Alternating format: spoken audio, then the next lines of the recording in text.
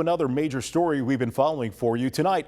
One man is on the run and two people are in custody. This after police say the trio tied up a father, then kidnapped his wife and infant daughter in Garner this week.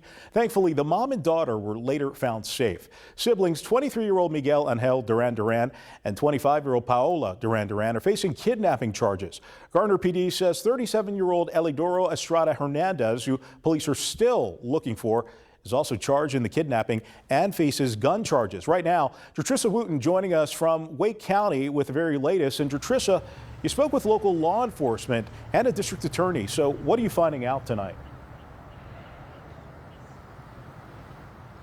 That's right, Mike. I spoke with the Wake County District Attorney Lauren Freeman, who says all three are facing serious charges. She says the area usually doesn't see cases like that often, but says federal and state authorities are doing as much as they can and are working hard to bring everyone involved to justice. From our purposes, it is not. We are at the beginning of a process. Obviously, they've been charged with some fairly serious charges arising out of this incident, and so we will go through the normal process in court. Wake County District Attorney Lauren Freeman explains how a case is handled when the suspects are considered undocumented immigrants in the state. She says both 23-year-old Miguel Angel Duran Duran and sister 25-year-old Paola Duran Duran have been placed under a detainer by ICE and are being held at the Wake County Detention Center.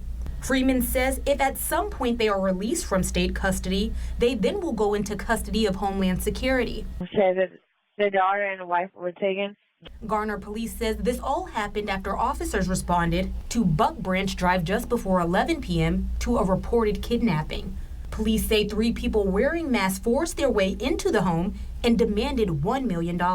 After not getting their demands met, Garner Police says the armed suspects tied up the husband with duct tape, then took his wife and infant daughter. Several hours later, the mother and daughter were back home.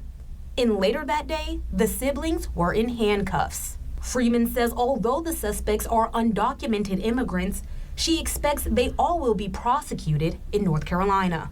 You know, we are obviously operating in kind of a new era to some extent in the way that ICE has been operating.